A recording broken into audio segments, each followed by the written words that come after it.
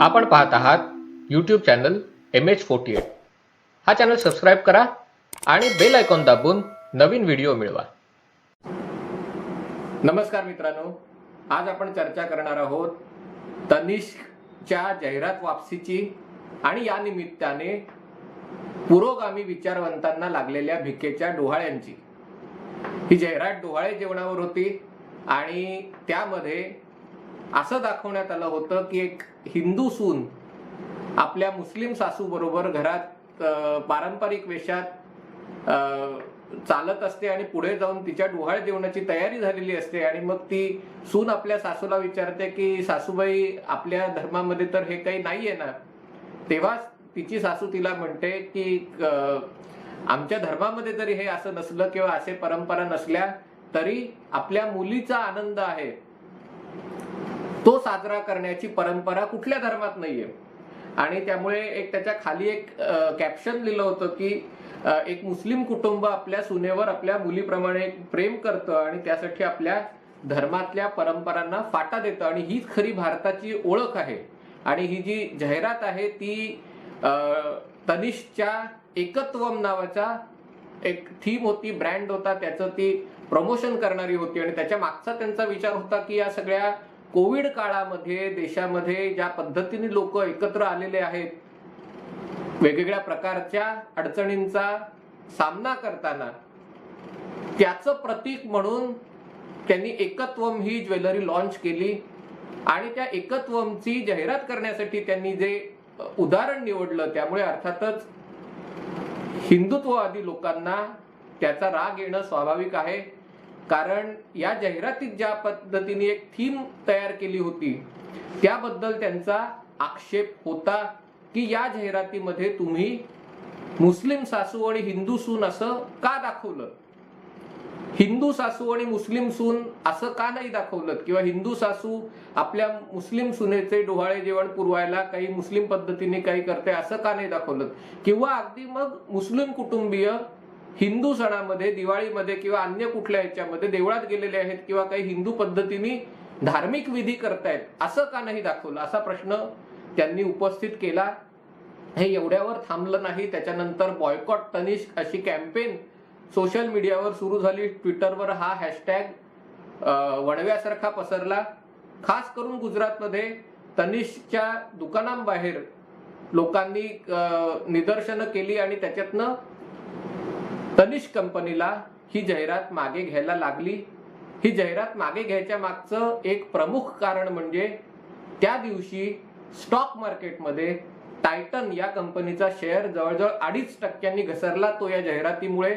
आणि त्यामुळे टायटन कंपनीचं 2,500 कोटी रुपयांचं मार्केट कॅपिटलायझेशन एका दिवसात पुसलं गेलं. आणि ही जाहिरात जेव्हा आली होती तेव्हा देशातील तमाम पुरोगाम्यांना त्याचा आनंद झाला आणि त्यांनी ट्विटरद्वारे आपली खुशी त्याच्यावर व्यक्त करायला सुरुवात केली होती. याच्यामध्ये काही काँग्रेसचे नेते होते, काही बॉलिवूड सेलिब्रिटी होते, वेगवेगळे ऍड गुरु, विचारवंत, असे सगळ्या लोकांनी की हेच खरं भारताच्या ऐक्याचं प्रतीक आहे. म्हणजे त्यांच्याकडून हे सातत्याने गंगा जमनी तहजीब हे सातत्याने सांगितले जाते की भारत हा असा देश आहे की ज्याच्यामध्ये शेकडो वर्ष हिंदू मुस्लिम गुण्यागोविंदाने राहतायत आणि त्याच्यात कसं सगळं चांगलं होतं. आणि गंगा हे हिंदूंचं प्रतीक आणि यमुना हे इस्लामचं प्रतीक. खरं कसं इस्लामचं प्रतीक मला कल्पना नाही, कारण भगवान श्रीकृष्णांचा जन्म यमुनेच्या तीरावर झाला होता. आणि पण असो, गंगा जमनी तहजीब म्हणजे या दोन संस्कृत्यांचा संगम हा म्हणजे आजचा भारत आहे.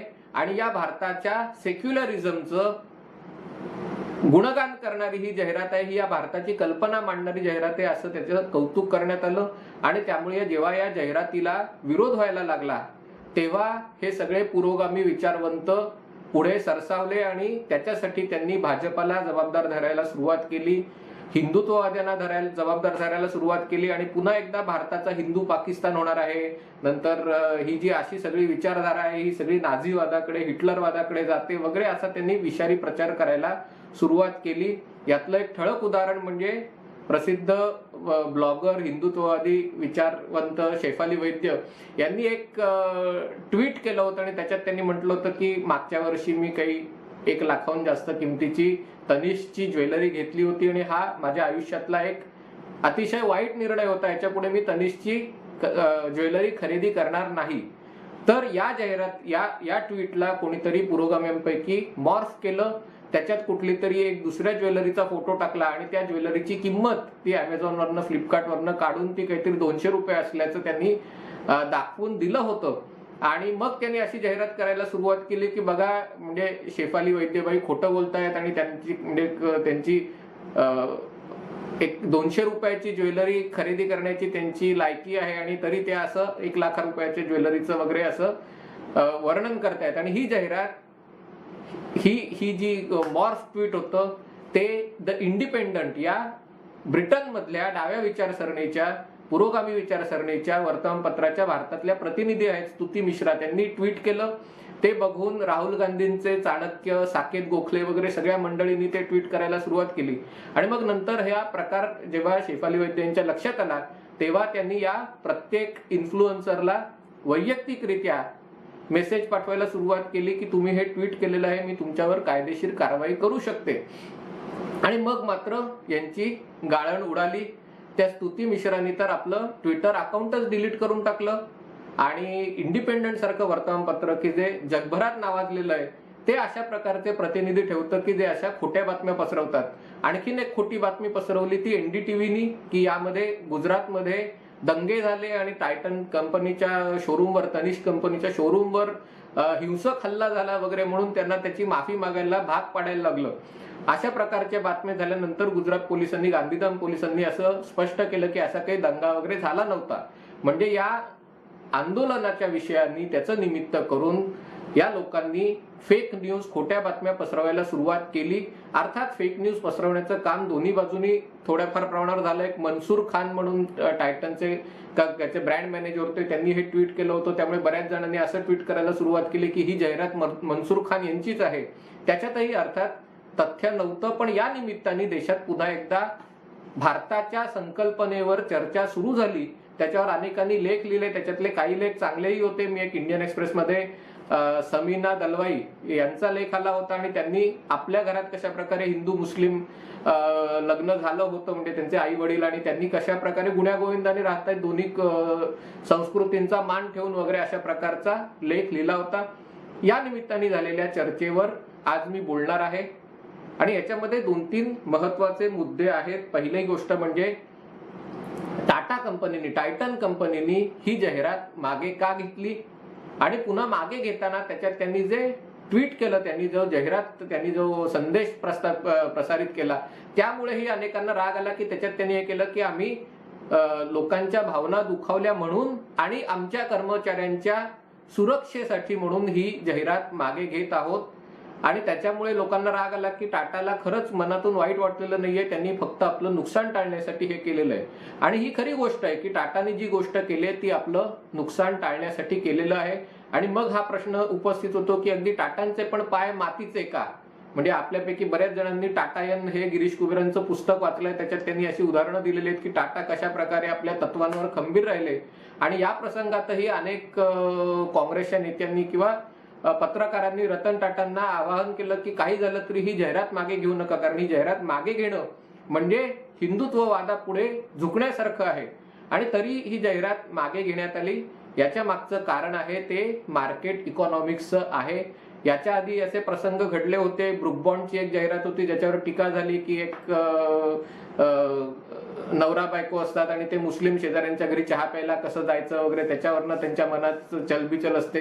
झोमॅटोवरनं एक असा प्रकार झाला होता की कोणीतरी ट्विट केलं की तुमचा ऑर्डर देणारा होता हा मुस्लिम आहे म्हणून मी झोमॅटोची ऑर्डर रद्द करतोय. तर त्याला झोमॅटोनी त्याच भाषेत उत्तर दिलं होतं की आम्ही धर्म बघून लोकांना आमच्याकडे कामावर घेत नाही. मग असं असताना टाटानी किंवा तनिष्कनी ही जाहिरात डिलीट का केली, ही रद्द मागे का घेतली?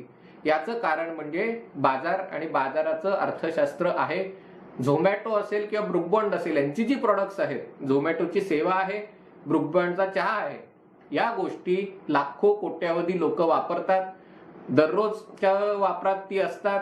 आणि चहा घेणं म्हणजे काही फार जड नाही, 10 रुपयाचं पण सॅशे चहाचा मिळतो. आणि त्यामुळे जरी काही लोकांनी त्याच्या विरुद्ध निदर्शनं केली तरी त्यांना फरक पडत नाही, कारण चहा हा तुम्ही घेतच राहता आणि जनरली चहाचा तो एक ब्रँड ठरलेला असतो, आपल्या घरातली एक चव ठरलेली असते. आणि जर तुम्ही ब्रुगबॉन्डचा चहा पिणार असाल तर अशा गोष्टींमुळे तुम्ही चहा पिणं बंद करत नाही. 2-4% इकडे तिकडे लोक करू शकतात. तीच गोष्ट झोमॅटोच्या बाबतीत आहे, कारण एखादं असं उदाहरण घडलं तर त्याला झोमॅटोनी उत्तर दिलं तर त्याच्यामुळे धर्माचा अपमान किंवा असं काही त्याच्यात होत नाही. त्या एका माणसाचा तो बायस असू शकतो आणि त्याच्यामुळे अनेक असे हिंदुत्ववादी लोक असतात की ज्यांना हे अशा प्रकारची तिखट प्रतिक्रिया चुकीची आहे असं वाटू शकतं आणि त्यामुळे झोमॅटोवर फरक पडत नाही. पण ज्वेलरी ही काही तुम्ही चहा साखरेसारखी घ्यायची गोष्ट नाहीये. ज्वेलरी तुम्ही वर्षातनं एखादा दोनदा घेता आणि ती घेताना तुम्ही चोखंदळपणे विचार करता. ज्वेलरी घेताना तुम्हाला अनेक पर्याय उपलब्ध असतात. बरेचदा तुम्ही तुमच्या ठराविक ज्वेलरकडनं, विश्वासाच्या ज्वेलरकडनं ही ज्वेलरी खरेदी करता आणि त्याच्यातलं तुमचा थोडासा तो कच्ची रिसीट, पक्की रिसीट या सगळ्या गोष्टी त्याच्यामध्ये असतात आणि त्याच्यातनं ब्रँडेड ज्वेलरी घेण्याचं प्रमाण भारतात अजूनही कमी आहे. आणि हळूहळू तनिष्क सारखे ब्रँड असतील किंवा अन्य जे मोठे ब्रँड असतील ते अशा प्रकारे लोकांना ब्रँडेड ज्वेलरी घ्यायला उद्युक्त करत आहेत. ज्या भागातनं ज्वेलरी मोठ्या प्रमाणावर घेतली जाते, म्हणजे असं काही अट नाही की तुम्ही श्रीमंत असाल तरच तुम्ही सोनं नाणं खरेदी करता, कारण अनेक ठिकाणी असं असतं की माणसाकडे पैसा असला तरी मोठ्या प्रमाणावर दागिने घालून मिरवायची त्याला हौस नसते. त्यामुळे जिथून ही ज्वेलरी खरेदी केली जाणार आहे हा जो भाग आहे, म्हणजे ज्याच्यात गुजरात आहे, राजस्थान आहे, अन्य भाग असेल देशातल्या उत्तर भारतातला भाग आहे, तिथे हा विषय अधिक संवेदनशील आहे. आणि त्याच्यामुळे टाटा कंपनीला जाणवलं की इथे जर आपण तत्वासाठी चिकटून बसलो तर आपलं काही खरं नाही. आणि ही आतमध्ये जी बोचरेपणाची जाणीव होती ती त्यांनाही होती, कारण अशासाठीच त्यांनी मुस्लिम सून आणि हिंदू कुटुंब दाखवलं नाही, कारण असं जर दाखवलं असतं तर मुस्लिम समाजाने यावर मोठा गदारोळ केला असता. याच्यातनं आपण आता दुसऱ्या विषयात जाणार आहोत की अशा प्रकारची एकतेची प्रतीकं दाखवणं याच्यात काही चूक आहे का, किंवा त्याच्यातनं जर समाज प्रबोधन होत असेल तर त्याच्यात काही चूक आहे का. याच्यामध्ये एक गोष्ट लक्षात घेतली पाहिजे की हा जो पुरोगाम्यांकडनं प्रयत्न केला जातोय की हे जे सगळे भाजपवादी आहेत हे सगळे हिंदुत्ववादी आहेत, नाझीवादी आहेत, यात अजिबात तथ्य नाही. भाजपाचे अनेक नेते आहेत की ज्यांचं इंटर रिलिजियस मॅरेज आहे. मुख्तार अब्बास नक्वींची बायको हिंदू आहे. डॉक्टर सुब्रमण्यम स्वामी हे तर प्रखर हिंदुत्ववादी म्हणून ओळखले जातात. त्यांची बायको रोक्साना पारशी आहे. त्यांच्या मुलींनी सुहासिनी हैदरनी अर्थात मुस्लिम तरुणाशी लग्न केलेलं आहे आणि तरी डॉक्टर स्वामी हिंदुत्ववादी आहेत. तर त्यामुळे असं काही मानायची गरज नाहीये की भाजपाला, राष्ट्रीय स्वयंसेवक संघाला हिंदू मुस्लिम लग्नाची ॲलर्जी आहे. यात अजिबात तथ्य नाही. लग्न करणं हा दोन प्रौढ लोकांचा व्यक्तिगत निर्णय असतो आणि त्याच्यामुळे जर दोन माणसं एकमेकांच्या प्रेमात पडली आणि त्यांनी लग्न केलं तर त्याच्यात कोणालाही हरकत घ्यायचं अजिबात प्रयोजन नाही. हिंदुत्ववाद्यांनाही त्याला विरोध करायचं कारण नाही. पण या पलीकडे जी सामाजिक परिस्थिती आहे, जी ऐतिहासिक परिस्थिती आहे, त्याच्याकडे डोळेझाक करणं शक्य होत नाही. आणि त्या परिस्थितीकडे कायमच हा देशातला पुरोगामी कंपू आहे तो त्याच्याबद्दल बोलत नाही, कारण त्यांना भीती वाटते की आपण या सगळ्याबद्दल बोललो तर आपल्या पुरोगामित्वावर गदा येईल. आपली जी मतपेट्या आपण ज्या तयार केलेल्या आहेत त्या मतपेट्या धोक्यात येतील. आणि तो मुद्दा आहे तो म्हणजे मुस्लिम धर्मीयांच्या रॅडिकलायझेशनचा, जे गेली काही दशकं सातत्याने होत आहे. पूर्वीपासून या टेंडन्सीज होत्या पण त्या एका समाजाच्या छोट्या वर्गापर्यंत मर्यादित होत्या. पण खास करून आखातात तेल सापडायला लागल्यापासून आणि बरेच लोक रोजगारासाठी आखातात जायला लागल्यापासून मोठ्या प्रमाणावर या तेलाच्या पैशावर सुरू झालेले मदरसे असतील, टेलिव्हिजन चॅनल्स असतील, याच्यातनं वहाबी इस्लामचा किंवा अन्य रॅडिकल इस्लामचे जे विचारधारा आहेत त्यांचा प्रभाव भारतीय मुसलमानांवर होत आहे. आणि त्याच्यातनं जे होणारे बदल आहेत ते पुरोगाम्यांना दिसत नसतील किंवा दिसत असले तरी ते त्याच्याबद्दल बोलत नसतील. पण सर्वसामान्य, खास करून मध्यमवर्गीय आणि कनिष्ठ मध्यमवर्गीय आहेत, जे समाजात राहतात, जे रस्त्यावर राहतात, त्यांना हे बदल सातत्याने दिसत आहेत. मुस्लिम धर्मीय महिलांचं ज्यापूर्वी साडी नेसायच्या, ज्यापूर्वी सलवार कमीज घालायच्या, त्या आता अगदी 9-9, 10-10 वर्षाच्या मुली नखशिकांत बुरखा घालताना दिसतात. त्याच्यामध्येही मुस्लिम तरुण असतात ते शर्ट पॅन्ट घालतात, ते दाढी वगैरे ठेवतातच असं नाही, पण आपल्या पत्नीला, आपल्या बहिणीला, आपल्या आईला नखशिकंत बुरखा घालायला लावतात आणि याबद्दल कोणीही पुरोगामी कधीही बोलल्याचं आठवत नाही, कारण असं बोलणं त्यांच्या दृष्टीने राजकीय सोयीचं नसतं आणि त्याच्यामुळे हा जो विषय आहे लग्नाचा तो समोर येतो. लव जिहाद आहे का नाही आहे, तर तो किती संघटित आहे यावर वादविवाद होऊ शकेल. हे खरं आहे की अनेक मुस्लिम धर्मगुरू आहेत की जे अशा प्रकारच्या अन्य धर्मीय लोकांना लग्न करून इस्लाममध्ये आणण्यासाठी तरुणांना आमिष दाखवतात. त्याच्यामागे संघटित विचारधारा आहे का नाही हे आत्ता सांगता येणार नाही, पण असे प्रकार घडतात. आणि याच्याशिवायही जो मोठा प्रकार घडताना दिसतो तो म्हणजे आपल्याकडे अजूनही लग्न हे दोन व्यक्तींमधलं कार्य नसतं, ते दोन परिवारांमधलं, दोन समाजातलं कार्य असतं. आणि त्याच्यामुळे जरी मुलगा आणि मुलगी एकमेकांवर प्रेम करत असले तरी लग्नानंतर खास करून मुलगी जेव्हा त्या मुलाच्या कुटुंबाचा भाग होते तेव्हा तिच्यावर धर्मांतराची सक्ती करण्यात येते. तिने जर आपलं प्रथा परंपरा पालन केल्या तर तिला विरोध केला जातो, तिचा छळ केला जातो. आणि हे मुख्यतः मुस्लिम समाजात होतं, कारण तसं म्हटलं तर म्हणजे चांगले वाईट लोक सगळीकडे असतात, त्याच्यात नाकारता येत नाही, पण मुख्यतः मुस्लिम समाज जो एकेश्वरवादी आहे आणि जिथे अमुक केलं किंवा तमुक केलं जर ते तुमच्या धर्माच्या बाहेरचं होतं तिथे अशा प्रकारचा टेंडन्सी आणि त्याला अशा सनातनी विचारांना आखातातून मिळालेला पैसा आणि विचारधारा याच्यामुळे मिळत असलेला पाठिंबा यामुळे हे प्रमाण जास्त आहे. अशा अनेक घटना गेल्या काही वर्षात समोर आलेल्या आहेत. पण जरी या घटना आणि लग्न आणि तनिषचा विचार बाजूला ठेवला तरी जो दुसरा विषय याच्यातनं समोर येतो तो म्हणजे मुस्लिम तुष्टीकरणाचा आहे. आणि सातत्याने आपण बघतोय की भारताची फाळणी मुस्लिम आणि हिंदू या आधारावर झाली, पण असं असलं तरी काँग्रेसने सातत्याने मुस्लिम तुष्टीकरणाचा मार्ग निवडला आणि त्याच्यासाठी मुस्लिम समाज मागासलेला कसा राहील, तो सनातनी कसा राहील याकडे बघण्याचा प्रयत्न केला. हमीद दलवाई सारखे लोक होते, मुस्लिम सत्यशोधक समाजासारख्या संघटना होत्या, पण त्यांना कधीही पुढे येऊन दिलं नाही, कारण लोक मुस्लिम समाज पुढे आला, विचार करायला लागला, धर्माच्या प्रथा परंपरातून बाहेर पडला तर आपले हक्काचे मतपेट्या जातील ही भीती त्याच्या मागे असते. आणि त्याच्यामुळे सातत्याने असं होत आलेलं आहे की जेव्हा एखादा विषय मुसलमानांच्या संवेदनशीलतेच्या दृष्टीने किंवा ती संवेदनशीलता जागृत होतो तेव्हा सरकार लगेच ते मागे घेतं. याच्यामध्ये शाळांमधला सूर्यनमस्कार घालायचा विषय असतो, त्याला विरोध केला जातो की हे आमच्या धर्माच्या विरुद्ध आहे. आता योगासनं किंवा सूर्यनमस्कारांमध्ये धर्माच्या विरुद्ध असण्यासारखं काय आहे जर ते शरीराचं एक आसन असेल तर, पण तिथे असा प्रवाद केला जातो की हा नमस्कार म्हणजे आम्ही काही कोणाला नमस्कार करू शकत नाही, आम्ही फक्त अल्लाह समोर झुकू शकतो. आणि त्यामुळे या करण्यासाठी सरकार लगेच त्या गोष्टी मागे घेतं. राष्ट्रगीताच्या बाबतीत, राष्ट्रगान वंदे मातरमच्या बाबतीत हा विषय सातत्याने उपस्थित केला गेला की आम्ही आमच्या मातृभूमीलाही वंदन करू शकत नाही, त्यामुळे आम्ही वंदे मातरम म्हणणार नाही, आम्ही वंदे मातरमच्या याला उभे राहणार नाही, हा विषय केला जातो. लगेच त्याच्यावर बोटचेपी भूमिका घेतली जाते. जगात यापूर्वीही अनेकदा अनेक अशी प्रॉडक्ट्स आलेली आहेत. नाईक, मला आठवतंय नायकेचे एक बूट आलेले आणि त्याच्यावर जे नायकेचं साईन होतं ते कुठल्या तरी इस्लामच्या पवित्र शब्दाबद्दल असं होतं आणि त्याच्यावर जगभर आंदोलन उभं राहिलं आणि नायकेला अख्ख्या बुटांचा स्टॉक मागे घ्यायला लावलेला आहे. आणि अशी घटना, अशी जर उदाहरणं बघितली तर तुम्हाला भरपूर मिळतील. आणि अशा वेळेला ज्यांच्याकडे देशातल्या सेक्युलरिझमची रक्षा करायचं दायित्व आहे ते बोटचेपी भूमिका घेत असल्यामुळे त्यातनं जो हिंदुत्ववादी विचार आहे त्याच्यातही अशा प्रकारची भूमिका पुढे यायला लागले की जर अन्य धर्माच्या बाबतीत अशा प्रकारच्या केसमध्ये जर जाहिराती मागे घेतल्या जातात, प्रॉडक्ट्स मागे घेतले जातात, तर मग हिंदूंच्या बाबतीत असा अपमान केला जातो, तर असं का करू नये. आणि त्याच्यातनं हा जो संघटित एक्सप्रेशन जो आहे ते समोर यायला लागलं. याच्या पूर्वीही अमेझॉन आणि अन्य कंपन्यांनी टॉयलेटच्या सीटवर किंवा चपलांवर हिंदू देवदेवतांची चित्र काढणं असे प्रकार केले होते. कोणीतरी मागे देशातल्या महिला सुरक्षिततेचा प्रश्न असेल तेव्हा त्यांनी हिंदू देवतांच्या चेहऱ्यावर जखमा दाखवल्या होत्या आणि त्याच्यात असं प्रतीत केलं होतं की बघा आज देशात बायकांची ही अवस्था आहे.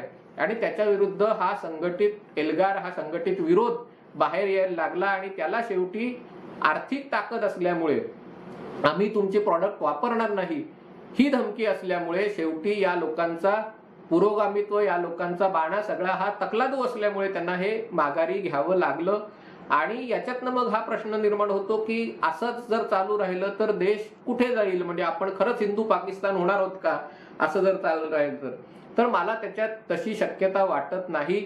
आणि असं जे ही जी वेगळी वृत्ती आहे ती अगदी वरपासून खालपर्यंत आहे. अगदी म्हणजे जसे म्हटलं की राजकीय नेत्यांमध्ये अशी इंटरफेथ रिलिजन लग्न होतात, पण शेवटी तिथेही तुमची प्रॉडक्ट्सच असतात आणि तिथेही तुम्हाला स्वतःला लोकांसमोर विकायचं असतं. आणि म्हणूनही म्हणजे मला हा प्रश्न पडतो, जर काँग्रेस खरंच सेक्युलर असेल तर इंदिरा गांधींनी पारशी तरुणाबरोबर लग्न केलं तर आपला पारशीपणा का दाखवला नाही? म्हणजे तरी त्या स्वतःला किंवा राहुल गांधी स्वतःला जनेऊधारी ब्राह्मण म्हणून घेतात. याचा अर्थ त्यांचं जी काही कास्ट असेल ती त्यांच्या आईकडनं आजीकडनं आलेली आहे. जर ती आजीकडनं आलेली आहे तर मग आईचा धर्म का नाही ते स्वीकारत? मग ते आपण भाविक ख्रिश्चन असल्यासारखं जाऊन चर्चमध्ये जाऊन त्याचे फोटो का नाही काढत? याचं कारण म्हणजे मतदारांना जे भावतं ते दाखवायला राजकीय नेते प्रयत्न करतात. हे फक्त राहुल गांधींचं किंवा काँग्रेस पुरतं नाहीये, हे युनिव्हर्सल ट्रूथ आहे. याच कारणासाठी बराक ओबामांनाही आपण, जरी आपलं मधलं नाव हुसेन असलं तरी आपण अगदी धार्मिक ख्रिश्चन आहोत, आम्ही या चर्चमध्ये जातो, त्या यांचा ऐकतो असं सांगावं लागतं. कारण शेवटी तिथेही त्याला मतदार, जर आपण मुस्लिम असल्याची गोष्ट आली तर त्याला स्वीकारतील की नाही हा प्रश्न निर्माण होतो. त्यामुळे ही जागतिक गोष्ट आहे आणि त्याच्यामुळे या गोष्टी जर बदलायच्या असतील तर त्यामध्ये दोन्ही तिन्ही प्रकारच्या गोष्टी कराव्या लागतील. त्यातलं पहिली गोष्ट म्हणजे जी एक आयडिया ऑफ इंडिया वगैरे जे असे जे शाब्दिक बुडबुडे जे सोडले जातात त्याच्या खोलात जाऊन विचार करायला पाहिजे. कारण आयडिया ऑफ इंडिया ही काही एक नाहीये. भारताच्या वेगवेगळ्या भागामध्ये इतिहासाचं वेगवेगळं आकलन आहे, त्याच्यामध्ये वेगवेगळ्या गोष्टी घडलेल्या आहेत. अनेक ठिकाणी हिंदू मुस्लिम सहचर्याच्या गोष्टी दिसत असतील तर तितक्याच ठिकाणी किंबहुना त्याच्यापेक्षा जास्त ठिकाणी मुस्लिम आक्रमकांकडून किंवा परकीय आक्रमकांकडून झालेला विध्वंस, देवळांची नाश, लोकांचं धर्मांतरण या गोष्टी दिसून येतात. अशा प्रकारच्या गोष्टी वेगवेगळ्या जातीतही दिसून येतात, वेगवेगळ्या प्रांतातही दिसून येतात, वेगवेगळ्या भाषिकांतही दिसून येतात. आणि त्यामुळे एखाद्या लोकांसाठी एखादी गोष्ट देशाच्या ऐक्याची प्रतीक असेल तर दुसऱ्या एखाद्या समुदायासाठी त्या गोष्टीत इतिहासात झालेल्या व्यथा वेदनांना ती बाहेर काढणारी असते. आणि त्याच्यामुळे अशा विषयावर जाहिराती करणं, ते करताना संवेदनशीलता दाखवणं आवश्यक आहे, तसाच तो बॅलन्स राखणं ही आवश्यक आहे. आणि अशा प्रकारचा बॅलन्स राखताना हे दिसत नाहीत, कारण हे देशातले सगळे खास करून जे जाहिरातकार आणि क्रिएटिव्ह क्षेत्रातले लोक असतात त्यांच्यावर डाव्या विचारसरणीचा गडद पगडा असतो आणि ही डावी दांभिकता असते ती त्यांच्यात पुरेपूर भरलेली असते. आणि असं हे असतं की जिथे आपल्याला विरोध होईल तिथे भूमिका घ्यायची नाही आणि जिथे टपली मारली तरी चालतं, जिथे थट्टा केली तरी चालतं तिथे ती करायची. अशा प्रकारची जी दुटप्पी भूमिका असते ती त्यांना सोडून द्यावी लागेल. केवळ हिंदू मुस्लिमच असं नाही, वेगवेगळ्या समाजांमध्ये जसं म्हटलं की अनेक त्याच्यामध्ये पदर आहेत संबंधांना, चांगल्या वाईट दोन्ही गोष्टी आहेत. आणि केवळ त्या ऐक्याच्या गोड गोंडस कल्पनेसाठी तो जो वाईट ज्या त्यातल्या कटू आठवणी आहेत त्या विसरून जाणं, त्या ह्याच्या खाली ढकलून देणं हे योग्य राहणार नाही. त्याच्यावरही विचार करायला पाहिजे, त्याच्यावरही अधिक खुली चर्चा व्हायला पाहिजे. तनिष सारखे प्रकार पुन्हा घडू नयेत असं वाटत असेल तर त्याला दोन पर्याय आहेत. म्हणजे पहिला पर्याय म्हणजे अशा प्रकारचा जर डोळे उघडणारी जाहिरात करायची असेल तर त्याच्यात मुस्लिम धर्मियांबाबत, ख्रिश्चन धर्मियांबाबत त्यांच्याबद्दलही जाहिराती कराव्यात आणि मग बघावं त्यांच्याकडनं कसा प्रतिसाद येतो. दुसरी गोष्ट म्हणजे जोपर्यंत असं वातावरण, पोषक वातावरण देशात तयार होत नाही तोपर्यंत ती संवेदनशीलतेचा मान राखून त्याच्याबद्दल जाहिराती करणं, अशा प्रकारे उघड स्टेटमेंट करणं टाळावं. कारण तसं केल्याने ऐक्य होण्याच्या ऐवजी समुदायांच्या भावनांना ठेच बसू शकते, ठेच लागू शकते, दुःख होऊ शकतं. आणि त्यामुळे अशा प्रकारच्या गोष्टींमध्ये सावधानता बाळगावी. पुरोगाम्यांनी याच्या विषयावर कंठोशोष करून पाकिस्तान होणारे वगैरे असं हे करू नये. त्याच्याऐवजी आपल्यामध्ये, आपल्या विचारांमध्ये बॅलन्स आणावा, समतोल आणावा. आणि जशी टीका ते हिंदुत्वा विरुद्ध करतात, हिंदू धर्मियांच्या विरुद्ध करतात, तशीच टीका त्यांनी सर्व धर्मातल्या सनातनतेविषयी, दांभिकतेविषयी करावी. तरच त्यांच्याबद्दल अधिक विश्वासार्हता निर्माण होईल. तुर्तास इथेच थांबतो. पाहत रहा MH14.